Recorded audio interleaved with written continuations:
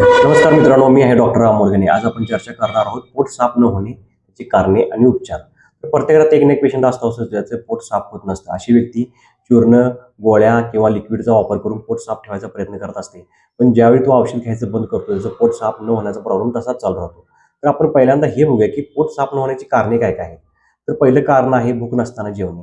आणि दुसरं कारण आहे जेवणानंतर लगेच काहीतरी आवडती डिश तुमच्या समोर आली म्हणून तुम्ही परत खाताय.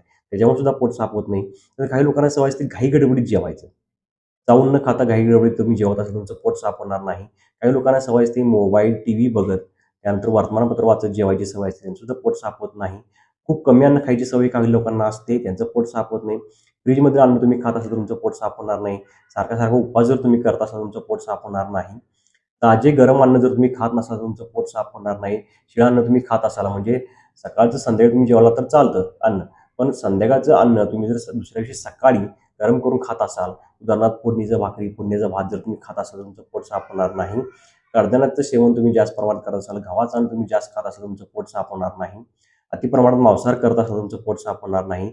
ब्रेड, बटर, बिस्किट, खारी, पिझ्झा, बर्गर ह्याचं सेवन तुम्ही जास्त करत असाल तर तुमचं पोट साफ होणार नाही. रात्री उशिरा जेवायची तुम्हाला सवय असेल तर पोट साफ होणार नाही. संध्याकाळी 8च्या आत तुम्ही जेवलं पाहिजे. त्यानंतर दूध, तूप यांचा जर तुम्ही वापर जेवणात करत नसाल तर तुमचं पोट साफ होणार नाही. ही झाली आहाराची कारणं. आता विहाराची कारणं बघूया. काही लोकांना व्यायाम अजिबात करायची सवय नसते, व्यायाम ते करत नसतात, त्या लोकांचं पोट साफ होत नाही.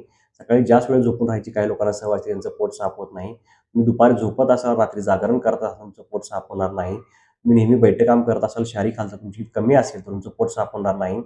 अति प्रवास करायची तुम्हाला सवय असते, तुमचं पोट साफ होणार नाही. ताण, तणाव, चिंता, टेन्शन असा सारखा त्रास तुम्हाला होत असेल, तर तुमचं पोट साफ होणार नाही. कमोडचा वापर जर तुम्ही करत असाल, तुमचं पोट साफ होणार नाही. तर आता सवयी बघूया ज्यात तुमचं पोट साफ होत नाही.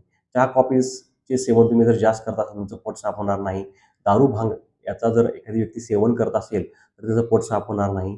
तंबाखू, बिडी, सिगारेट, मिश्री लावणे असे एखादी व्यक्ती प्रकार करत असेल, तर त्याचं पोट साफ होणार नाही. संडास करताना कमोडचा वापर जर एखादी व्यक्ती करत असेल, तर त्याचं पोट साफ होणार नाही. त्यानंतर संडास लगेचची वेग तटवायची सवय असेल, तर तुमचं पोट साफ होणार नाही. आता आजार बघूया, ज्या आजारात पोट साफ होत नाही. लिव्हरचा आजार जसा फॅटी लिव्हर असेल, तर पोट साफ होणार नाही. थायरॉईडच्या आजारात पोट साफ होत नाही. प्रेग्नंट लेडीजमध्ये पोट साफ होत नाही. पोटावर चरबी वाढली असेल तर पोट साफ होत नाही. अँटीबायोटिक्सचा वापर जास्त करत असाल, पेन किलर जास्त खात असाल, रक्तवाढीच्या गोळ्या तुम्ही घेत असाल, तर तुमचं पोट साफ होणार नाही.